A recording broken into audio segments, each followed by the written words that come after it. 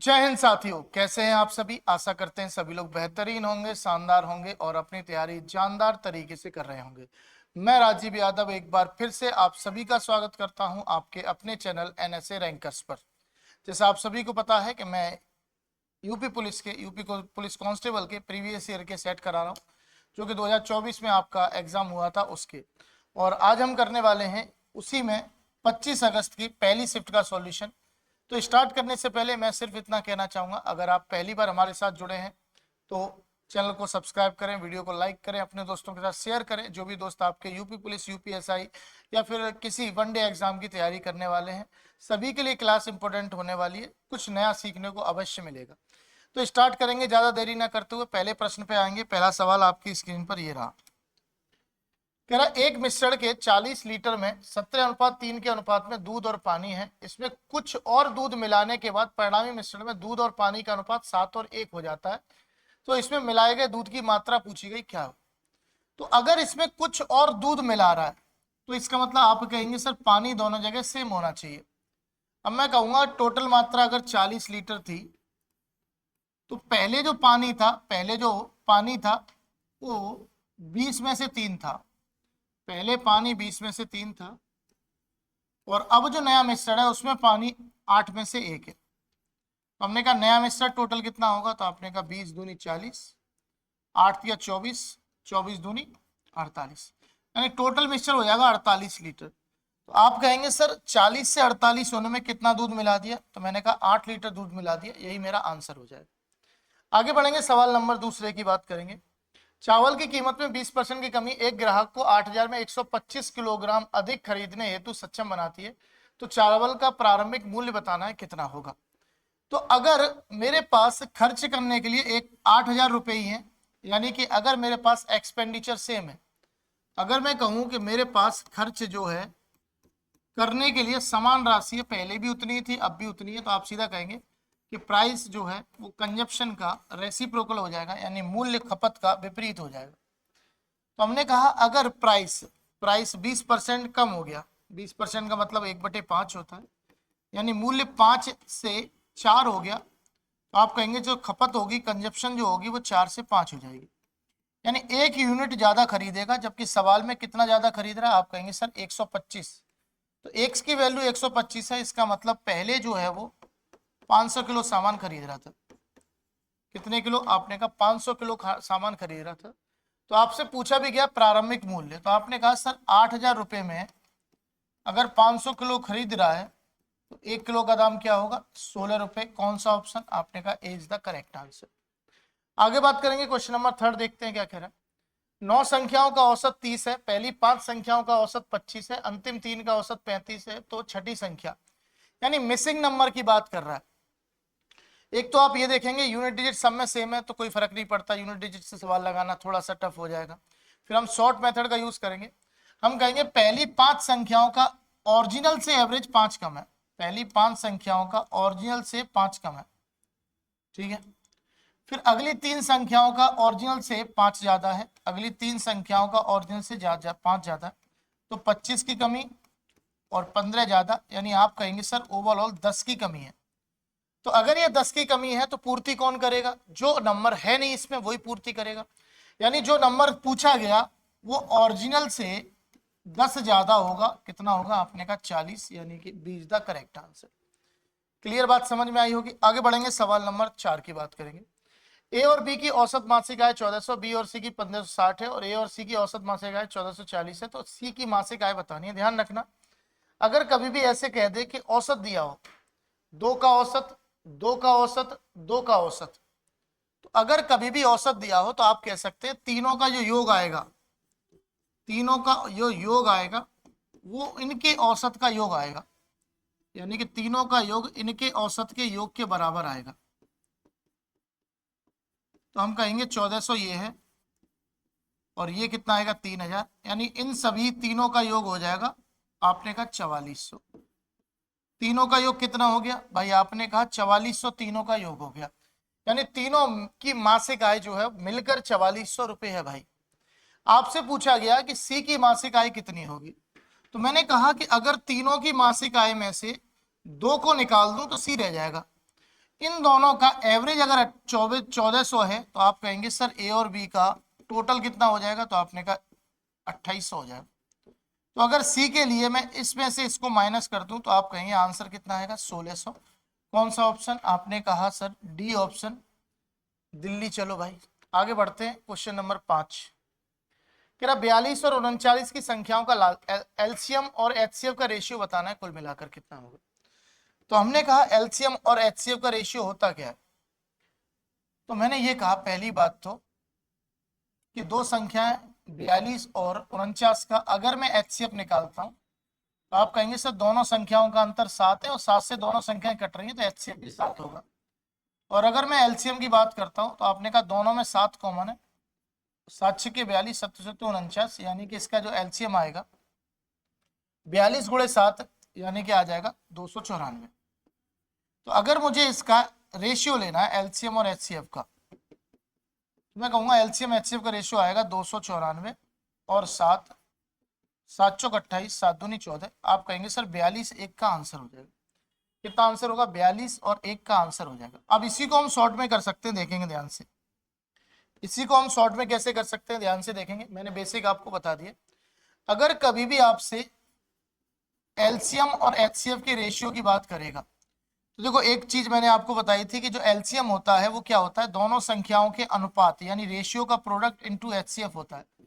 तो मैं यहां से देखूंगा कि रेशियो का प्रोडक्ट और एक मेरा क्या आएगा, एलसीएम एचसीएफ का रेशियो आएगा।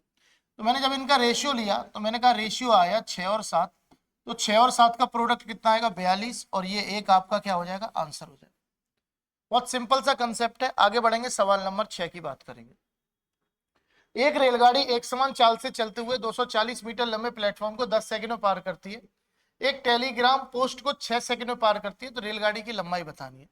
तो मैंने कहा कि अगर कोई ट्रेन टेलीग्राम पोस्ट को 6 सेकंड में पार कर रही है, कितने में पार कर रही है, 6 सेकंड में, जबकि प्लेटफॉर्म को 10 में पार कर रही है, तो एक कंडीशन ये होती है कि जब कोई ट्रेन प्लेटफॉर्म को पार करती है ना, किसको पार करती है, आप कहेंगे सर प्लेटफॉर्म को जब कोई ट्रेन पार करती है तो हम सीधा कहते हैं प्लेटफॉर्म के केस में कि ट्रेन अपनी लंबाई पार करेगी प्लस प्लेटफॉर्म की लंबाई पार करेगी, और इसको पार कर रही है 10 सेकंड में। और जब किसी वस्तु यानी कि किसी पोस्ट की बात करेंगे, क्या है ये, टेलीग्राफ पोस्ट की बात करेंगे, तो टेलीग्राफ पोस्ट को पार करे, किसी पोल को पार करे, किसी साइकिल को पार करे, किसी व्यक्ति को पार करे, तो ऐसे केस में ट्रेन अपनी लंबाई पार करेगी 6 सेकंड में। तो मैंने ये केवल अभी क्वेश्चन लिखा है कि क्वेश्चन क्या कह रहा है। अब मैं सॉल्यूशन की बात करूंगा। मैं सिंपल कहूंगा कि अगर कोई ट्रेन अपनी लंबाई 6 में पार कर रही है, इसका मतलब केवल प्लेटफॉर्म की लंबाई 4 में पार करेगी। भाई इसको 6 में, इसको 4 में, तभी तो टोटल 10 आएगा। तो मैंने कहा प्लेटफॉर्म की लंबाई कितनी है, 240, यानी कि ट्रेन की स्पीड निकाल सकते हैं। कैसे निकाल सकते हैं कि ट्रेन जो है 240 मीटर लंबे प्लेटफॉर्म को 4 सेकंड में पार कर रही है, तो हमने कहा स्पीड आ गई 60 मीटर पर सेकंड। कितनी आ गई, आपने कहा 60 मीटर पर सेकंड स्पीड आ गई।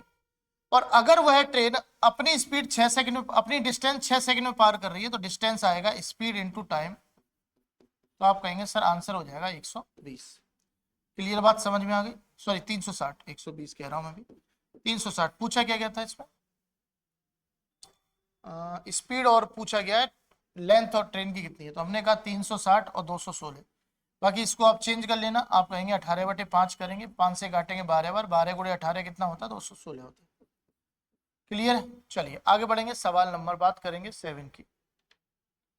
90 किलोमीटर प्रति घंटे की चाल से चल रही 35 मीटर लंबी रेलगाड़ी द्वारा बिजली के एक खंभे को पार करने में कितना समय लगा। तो जब कोई ट्रेन किसी बिजली के खंभे को पार करेगी तो केवल अपनी लंबाई पार करेगी 35 मीटर, कितने की चाल से, 90। तो हमने कहा 90 किलोमीटर प्रति घंटा को पहले तो मीटर में चेंज करेंगे, क्यों, क्योंकि ट्रेन की लंबाई भाई मीटर में दी है, तो हम करेंगे 5/18, तो हम कहेंगे आएगा 25 मीटर पर सेकेंड। कितना आएगा, 25 मीटर पर सेकेंड। हमारे पास स्पीड है, हमारे पास डिस्टेंस है, टाइम निकालना, तो टाइम बराबर होता है डिस्टेंस अपॉन स्पीड, तो हम कहेंगे 35/25, तो 25 सेकंड 25, 25 चौके 100, यानी आप कहेंगे 1.4 second is the correct answer. ठीक है, बाकी आप डायरेक्ट भी कर सकते थे कि अगर डिस्टेंस 7 का मल्टीपल है तो 7 का मल्टीपल टाइम भी हो जाएगा। आगे बढ़ेंगे, सवाल नंबर 8 की बात करते हैं। एक फर्म में पुरुष कर्मचारियों का औसत वेतन 52 था और महिला कर्मचारियों का औसत वेतन 42 था। यदि कर्मचारियों का औसत वेतन 50 है तो महिला कर्मचारियों का प्रतिशत बताना है कितना होगा। तो हमने कहा एलिगेशन का सवाल है, मेल कितने हैं भाई 52 और फीमेल का एवरेज कितना 42, जबकि कंबाइंड एवरेज कितना है तो आपने कहा 50 का। हमने कहा एलिगेशन लगाएंगे तो बड़े में से छोटा घटाएंगे 2 आएगा और बड़े में से छोटा घटाएंगे तो 8 आएगा। तो आप कहेंगे सर मेल और फीमेल का रेशियो आएगा 4 और 1 का। तो आपसे पूछा गया महिला कर्मचारियों को परसेंटेज कितना है। तो मैंने कहा कि टोटल अगर जनसंख्या 5 है उसमें से महिला कितनी है 1 है, तो आपने कहा 1/5 का मतलब 20% इज द करेक्ट आंसर।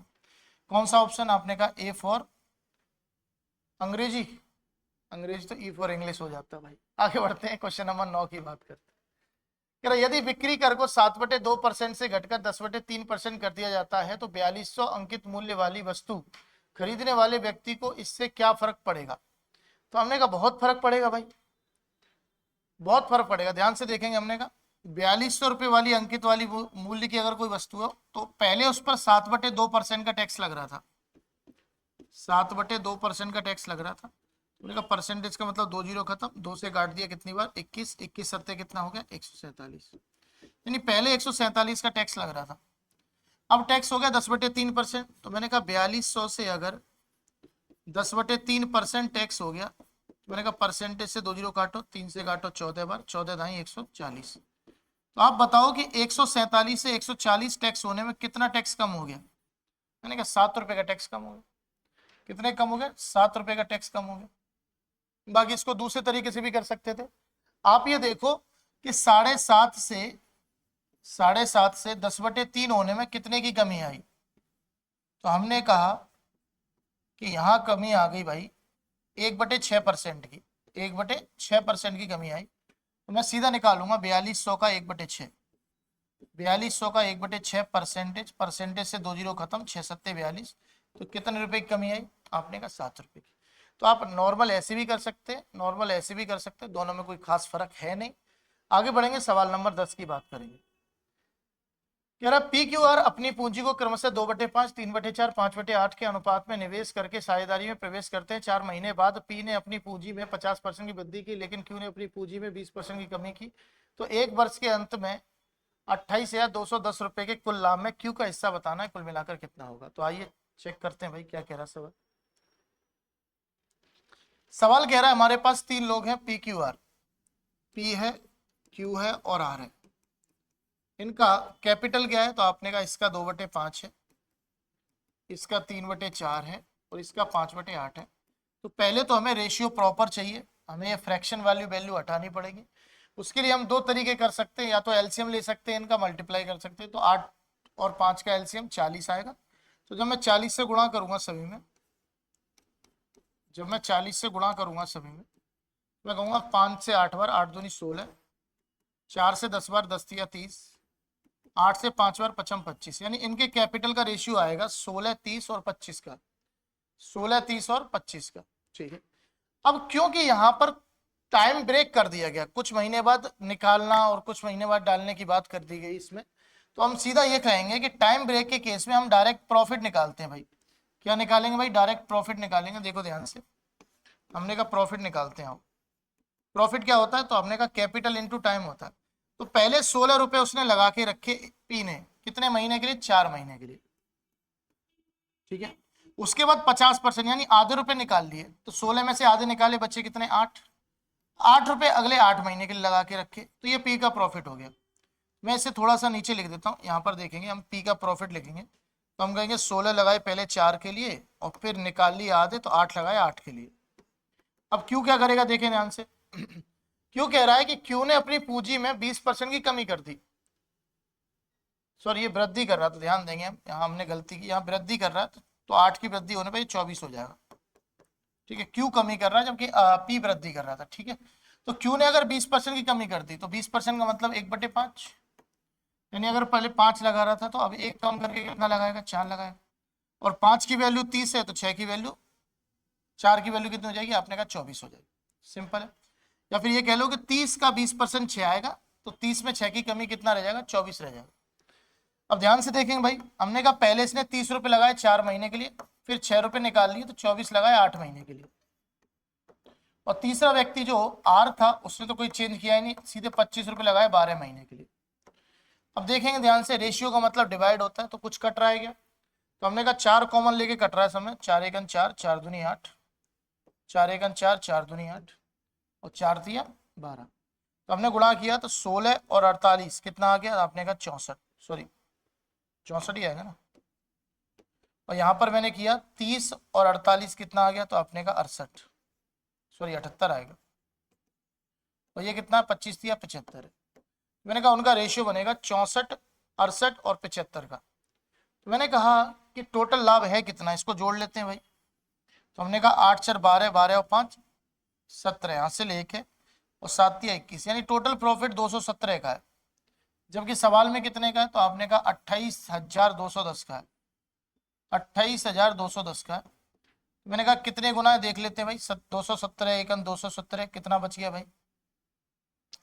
217 जब निकलेगा तो यहाँ से निकलेगा 5, यानी लगभग 3 गुना जा रहा है। तो 130 गुना है ये। कितने गुना है? 130 गुना बैठ रहा है। तो क्यू का हिस्सा कितना होगा? तो क्यू का हिस्सा जो होगा वो 30 गुणे, सॉरी क्यू का हिस्सा कहाँ है? ये है 78 गुणे 130 करेंगे, 78 गुणे 130 करेंगे तो हम कहेंगे 13 अट्ठे 104, हासिल कितना है 10, और 13 सत्ते 91, 10 101, तो आप कहेंगे सर 10,140, यानी ए इज द करेक्ट आंसर। थोड़ा सवाल अच्छा है, कैलकुलेशन थोड़ी सी ज़्यादा है, पर कोई बात नहीं, ऐसे सवाल एक आध तो पेपर में आना ही चाहिए जो अपना वजूद कायम रखे। आगे बढ़ेंगे, सवाल नंबर बात करेंगे 11 की। क्रय मूल्य और विक्रय मूल्य का अनुपात 15 14 है तो हानि है। तो हमने कहा एक की हानि है 15 पर, एक की हानि है 15 पर, जिसको हम कहते हैं 20/3%। क्लियर है? चलिए आगे बढ़ेंगे, क्वेश्चन नंबर 12 की बात करते हैं।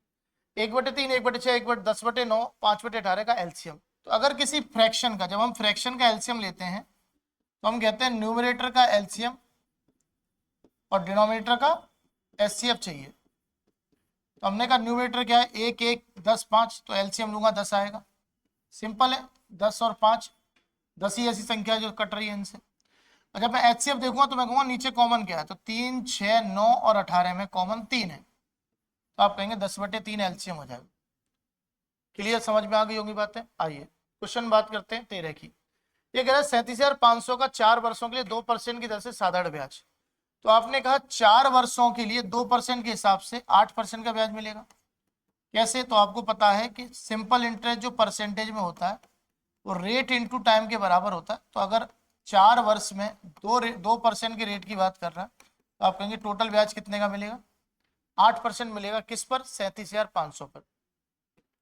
तो मैं सीधा 37,500 का 8%, यानी कि 2/25 निकाल लो, कोई दिक्कत तो नहीं। हमने कहा 25 सेकंड 25 और 25 पंजे 125, तो 1500 का 2 गुना कितना आ गया? 3,000। तो आप सीधा कहेंगे प्रिंसिपल जो होगा वो 3,000 होगा। क्लियर बात? समझ में आ गई? कोई डाउट नहीं। आगे बढ़ेंगे, क्वेश्चन नंबर 14 की बात करते हैं। यदि 72 लड़के 280 मीटर लंबी रेलगाड़ी दीवार को 21 दिनों में बना सकते हैं तो कितने लड़के 200 मीटर लंबी दीवार बनाने में 18 दिन लेंगे? तो हमने कहा बहुत सिंपल सवाल है, M1D1/W1 बराबर M2D2/W2 पर आधारित सवाल है। टाइम एंड वर्क का बहुत फेमस क्वेश्चन है और ये यूपी पुलिस में हर बार देखने को मिलता भी है। ये सवाल भी 2024 के एग्जाम में देखने को मिला। तो हम कहेंगे 72 लड़के 21 दिनों में 280 मीटर लंबी दीवार बना रहे हैं। तो हमसे पूछा गया कि कितने लड़के 18 दिन में 200 मीटर लंबी दीवार बनाएंगे? तो हमने कहा 0 से 0 काटते हैं। मुझे लग रहा है 7 का 28 ही आंसर आने वाला है। 18 चौक 72, ठीक है, 7 तिया 21, 7 चौक 28, 4 से 4 कट गया तो 20 तिया कितना आ गया? 60। हमने कहा टोटल 60 लड़के लगेंगे। कितने लगेंगे? 60 लड़के लगेंगे। चलिए आगे बढ़ेंगे, क्वेश्चन नंबर 15 की बात करते हैं। एक व्यापारी अंकित मूल्य पर 4% डिस्काउंट देता है और प्रत्येक 15 वस्तुओं को खरीदने के लिए एक वस्तु मुफ्त देता है। इस प्रकार वह 35% का लाभ कमाता है। तो ज्ञात कीजिए कि अंकित मूल्य क्रय मूल्य से कितना ज्यादा। तो यहाँ पर हमने देखो पहले भी आपको कई बार बताया कि अगर डिस्काउंट के साथ प्रॉफिट की बात करेगा तो डायरेक्ट सीपीएमपी का रेशियो लगा सकते हैं। कब लगा सकते हैं? जब डिस्काउंट के साथ बात करेगा किसकी? आप कहेंगे सर प्रॉफिट की। तो मैं पहले ये कैलकुलेट कर लेता हूं कि आखिरकार टोटल प्रॉफिट है कितने का। सॉरी टोटल डिस्काउंट कितने का है। तो मैंने कहा पहले 4% का डिस्काउंट है, 4% का मतलब होता है 1/25, यानी 25 पर 1 का डिस्काउंट, तो कितने में हो गई 24 में। अब ये कह रहा है वस्तु 15 वस्तु खरीदने पे एक फ्री आ रही है, यानी कि 16 का तो एमआरपी होगा और 1 का डिस्काउंट होगा तो 15 की बिक जाएगी। हमने कहा 8 दूनी 16, 8 तिया 24, 5 तिया 15, 5 25, यानी 10 रुपए की वस्तु 9 में बिकेगी। तो आप कहेंगे सर 1 का डिस्काउंट है 10 पर, यानी 10%।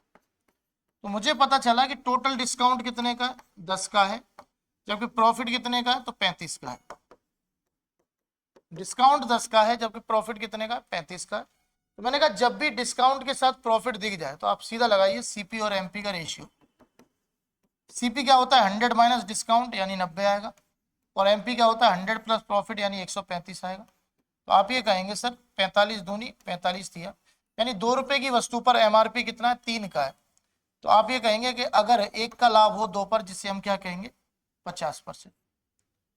क्लियर है। तो आप कहेंगे अंकित मूल्य क्रय मूल्य से 50% अधिक अंकित किया गया।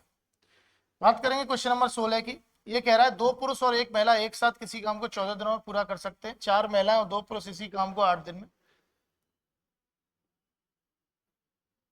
अच्छा 8, 4 महिलाएं और 2 पुरुष है, ठीक है। यदि एक पुरुष को प्रतिदिन 600 रुपये मिलते हैं तो एक महिला को, यानी कि कार्य और उसके मिलने वाले पैसे की बात कर रहा है कुल मिलाकर। तो देखेंगे ध्यान से, हमसे कहा गया कि अगर 2 मेल और 1 फीमेल किसी काम को 14 दिन में कर रहे हैं, तो उसी काम को 4 फीमेल और 2 मेल 8 दिन में कर रहे हैं। हमने कहा कुछ नहीं भाई, मेल और फीमेल की एफिशिएंसी का रेशियो निकाल लेते हैं। हमने कहा 2 से कटा 7 बार, 2 से कट गया 4 बार, यहाँ 4 दूनी 8 मेल आएंगे, और सॉरी 7 दूनी 14 मेल आएंगे, और यहाँ 7 एकन 7 फीमेल आएंगे, और यहाँ 4 चौक 16 फीमेल आएंगे, और 4 दूनी 8 मेल आएंगे। हमने कहा 14 में से 8 गया 6 मेल बराबर, 16 में 7 गया 9 फीमेल। तो हम कहेंगे मेल और फीमेल की एफिशिएंसी का रेशियो आएगा 9 और 6, यानी कि 3 और 2। तो आपको ये पता है कि जो आदमी जितना काम करता है उसको उतने ही पैसे मिलते हैं, जितनी क्षमता उसका उतना पैसा। यानी कि अगर एम की एफिशिएंसी 3 है और वुमेन की एफिशिएंसी 2 है, तो आप कहेंगे सर अगर 3 का मान 600 है तो 2 का मान 400 हो जाएगा। कौन सा ऑप्शन, आपने कहा D is the correct answer. चलिए आगे बात करेंगे, क्वेश्चन नंबर 17 देखते हैं क्या कह रहा है। कर्मचारियों के संरक्षण जूते की खरीद के लिए एक कारखाने का वार्षिक बजट पिछले वर्ष की तुलना में इस वर्ष 60% बढ़ गया। यदि इस वर्ष जूते की कीमत में 20% की वृद्धि होती है तो इस वर्ष वह जितने जूते खरीद सकता है वह पिछले वर्ष खरीदे गए जूतों की संख्या से कितने % अधिक है। तो हमने कहा बहुत अच्छी बात है भाई, ये कह रहा है कि वार्षिक बजट पिछले वर्ष की तुलना में 60% बढ़ गया, यानी पहले अगर 100 रुपए खर्च करने के लिए थे तो अब खर्चने करने के लिए 160 रुपए हैं, और कीमत 20% बढ़ गई। 20% का मतलब होता है 1/5, 20% का मतलब 1/5, यानी पहले वस्तु अगर 5 रुपए की थी तो अब वस्तु 6 रुपए की आ रही है। मैंने कहा देखो कितना रेशियो बनना, 2 से कटा 5 बार, 2 से कट गया 8 बार, 2 से 4 बार, 2 से 3 बार, 5 से 5 कट गया। तो आपने कहा पहले अगर 3 की थी तो अब 4 हो गई, यानी 1 बढ़ गई 3 पर, और 1 3 पर बढ़ेगी तो हम उससे कहेंगे कि 33 सही 1/3% अधिक हो गई। कितनी अधिक हो गई, 33 सही 1/3% अधिक हो गई। चलिए आगे बात करेंगे क्वेश्चन नंबर 18 की। एक मिश्रण में दूध और पानी का अनुपात 3 और 7 है। यदि इस मिश्रण में 10 लीटर पानी मिलाते हैं तो अनुपात 1:3 हो जाता है। तो मैंने कहा बिल्कुल वैसे ही सवाल है जैसा पहला वाला हमने किया था। क्या मिला रहा है, आपने कहा पानी मिला रहा है, तो दूध की मात्रा समान होगी। भाई पहले अनुपात जो था दूध और पानी का, आपने कहा 3 और 7 था, ठीक है। अब इसमें पानी मिला दिया, 10 लीटर पानी मिला दिया, तो अनुपात हो गया कुल मिलाकर 1 और 3 का। तो मैंने कहा दूध की मात्रा समान करो दोनों जगह, तो यहाँ 3 है, यहाँ 3 का गुणा करेंगे तभी 3 हो जाएगी। तो मैंने देखा कि 7 से 9 होने में कितना बढ़ गया, 2 यूनिट बढ़ गया, और 2 यूनिट कितने लीटर को दिखा रहा है, 10 लीटर को। तो आपने कहा 1 यूनिट की वैल्यू आ जाएगी 5 लीटर, एक की वैल्यू कितनी आ जाएगी 5 लीटर। दूध की प्रारंभिक मात्रा आप कहेंगे सर 3 का मान हो जाएगा 15 लीटर। क्लियर है।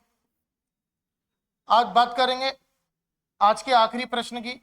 जो कह रहा है एक निश्चित चक्रवृद्धि ब्याज पर 4 वर्षों के बाद राशि 700 हो जाती है, 8 वर्षों के बाद राशि 1000 हो जाती है, शुरुआती रकम बतानी।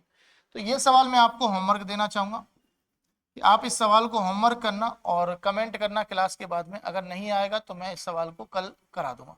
ठीक है, तो आज काफी है, कल फिर मिलेंगे और बेहतरीन शानदार सेट के साथ। तब तक इजाजत दीजिए, मैं चलता हूँ। जय हिंद, जय भारत।